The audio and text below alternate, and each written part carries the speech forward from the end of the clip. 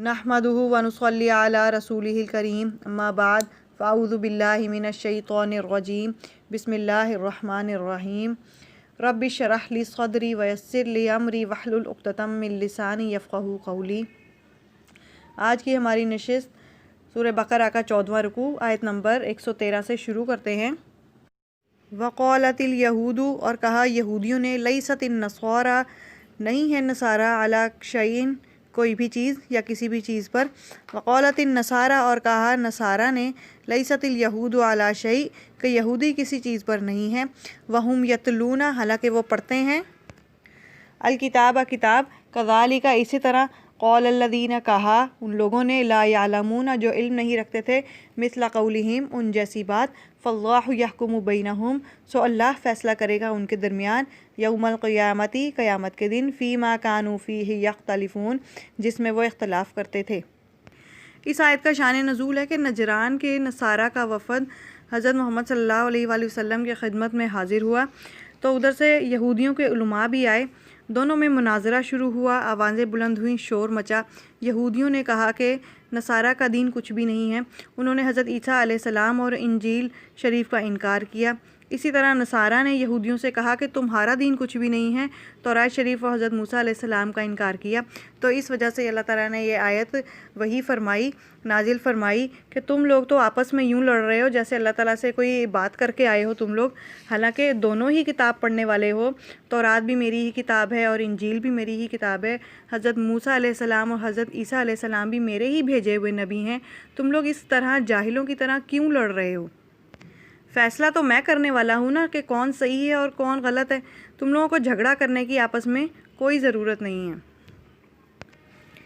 वमन अज़लमु मिम्मन मना, और कौन है बड़ा ज़ालिम जिसने रोका, मसाजिदल्लाहि, अल्लाह की मस्जिदों से, अन युज़करा फ़ीहा इस्मुहु, के ज़िक्र किया जाए उसमें उसका नाम, वसआ फ़ी ख़राबिहा, और कोशिश की इसमें वीरानी करने की, ख़राबी पैदा करने की।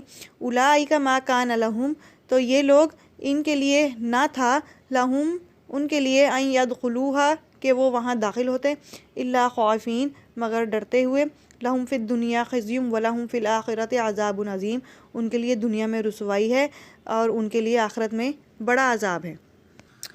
इस आयत में बताया गया है कि जो मुशरिकीन थे ना, वो आप सल्लल्लाहु अलैहि वसल्लम को मक्का में नमाज़ पढ़ने नहीं देते थे। जब आप सल्लल्लाहु अलैहि वसल्लम मस्जिद जाते या सहाबा मस्जिद जाते तो वो उन्हें वहाँ जाने से रोकते थे।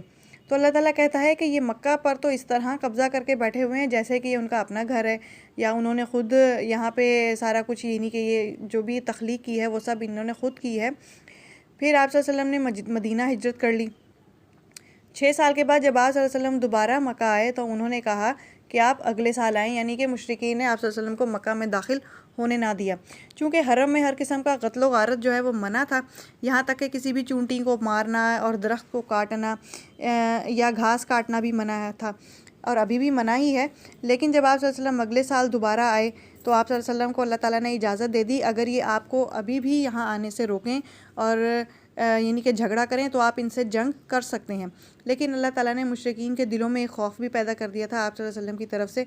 तो जब उन्हें पता चला कि आप सल्लल्लाहु अलैहि वसल्लम दोबारा आ रहे हैं तो सारे लोग अपने अपने घरों में चले गए। अब कोई भी बाहर था ही नहीं जिससे जंग करते या कोई जो आपको मना करता। तो आप सल्लल्लाहु अलैहि वसल्लम मक्का में दाखिल हुए और वहाँ पर मौजूद सारे बुतों को गिराते जाते हैं और कहते जाते हैं कि हक़ आ गया और बातिल चला गया और बातिल जाने के लिए ही है।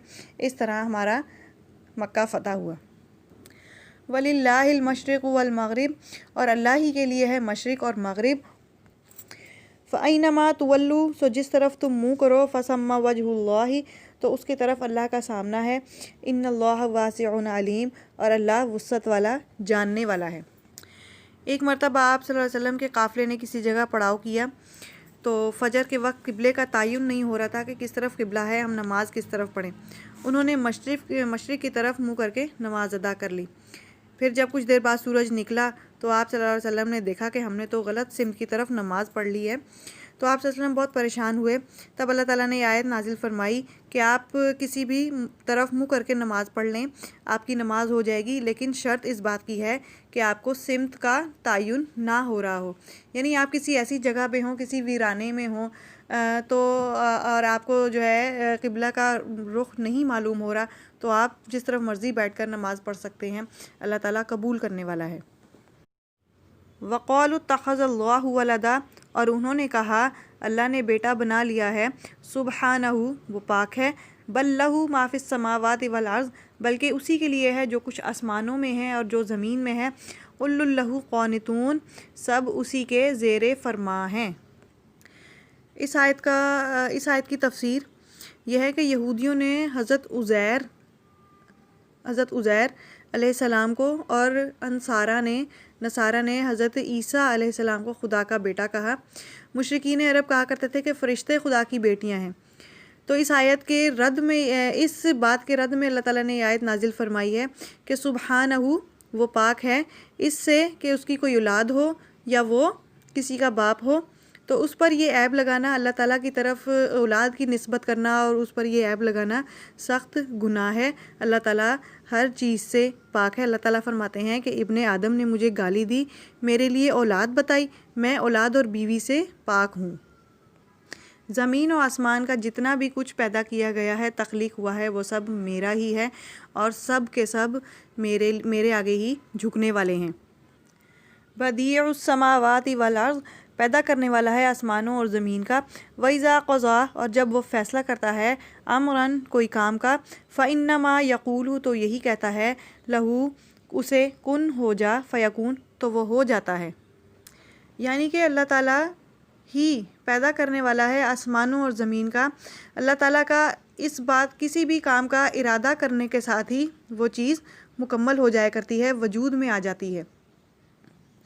وقال الذین لا یعلمون، اور کہا وہ لوگ جو علم نہیں رکھتے تھے، لولا یکلمنا اللہ، کیوں نہیں ہم سے کلام کرتا اللہ، او تأتینا آیا، یا ہمارے پاس کیوں نہیں آتی کوئی نشانی، کذالک اسی طرح، قول الذین کہا ان لوگوں نے، من قبلہم ان سے پہلے، مثل قولہم ان جیسی بات، تشابہت قلوبہم ایک جیسے ہو گئے ان کے دل، قد بینا الآیات ہم نے واضح کر دی نشانیاں، لقوم یوقنون یقین رکھنے والوں کے لیے۔ اس آیت میں اللہ تعالیٰ فرماتے ہیں کہ مشرکین کہتے ہیں کہ اللہ تعالیٰ ڈائریکٹ ہم سے بات کیوں نہیں کرتا، جس طرح وہ انبیاء سے، اپنے نبیوں سے بات کرتا ہے، فرشتوں سے بات کرتا ہے، ہم سے بھی کیوں بات کرے وہ۔ تو اس کے علاوہ رافع بن خزیمہ حضور صلی اللہ علیہ وسلم کی خدمت میں حاضر ہوئے اور آ کر آپ کہتے ہیں کہ آپ اللہ تعالیٰ سے فرمائیے کہ وہ ہم سے خود کلام کریں، تو اس پر اللہ تعالیٰ نے یہ آیت نازل فرمائی کہ یہ لوگ تو جاہل ہیں اور جاہلوں کی طرح بات کرتے ہیں کہ اللہ تعالیٰ ہم سے خود کلام کیوں نہیں کرتا۔ اللہ تعالیٰ کہتا ہے کہ جو مجھ پر یقین رکھتے ہیں، میں نے ان پر اپنی نشانیاں کھول کر رکھ دی ہیں، اب ان پر ہے، اب یہ آپ پر ہے کہ آپ اس کو مانیں یا نہ مانیں۔ اگر آپ اپنے نبیوں کی، اپنے وقت نبی کی بات مانیں گے تو اس میں آپ کا ہی فائدہ ہے، آپ کے لیے ہی اجر و ثواب ہے، اور اگر اس کی طرف سے انکار کریں گے تو تمہارے اپنے لیے ہی اس کا بوجھ ہے اور تم ہمیشہ کے لیے غمگین ہو جاؤ گی۔ انا ارسلناک بالحق، بے شک ہم نے آپ کو بھیجا ہے حق کے ساتھ، بشیرا و نذیرا، خوشخبری دینے والا اور ڈرانے والا، ولا تسأل عن اصحاب الجحیم، اور نہ آپ سے پوچھا جائے گا دوزخیوں کے بارے میں۔ جب لوگ ایمان نہیں لاتے تھے نا تو آپ صلی اللہ علیہ وسلم بہت زیادہ پریشان ہوا کرتے تھے، غمگین ہوا کرتے تھے، رویا کرتے تھے اپنی امت کے لیے کہ اے اللہ اس امت کو ہدایت دے دے۔